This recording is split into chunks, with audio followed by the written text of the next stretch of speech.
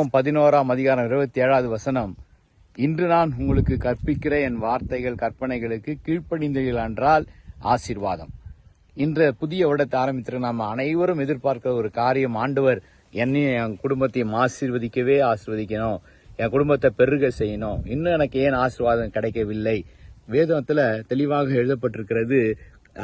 ஆதியாகமம் 22:18, நீ என் சொல்லுக்கு கீழ்ப்படிந்தபடியினால் உன் சந்ததிக்குள் பூமியில் உள்ள சகல ஜாதிகளும் ஆஸ்வதிக்கப்படும். ஆபிரகாம் என்கிற பக்தன் ஆண்டவர் என்ன செய்ய சொன்னாரோ அதையெல்லாம் செய்தான், அப்படியே கீழ்ப்படிந்தான். ஆண்டவருடைய வார்த்தைகளுக்கு நம்ம கீழ்ப்படியும் போது, தன்னுடைய சொந்த ஒரே குமாரனை பலியிடு என்று சொன்னால் அதற்கு கூட அவன் ஆயத்தமாகிவிட்டான்.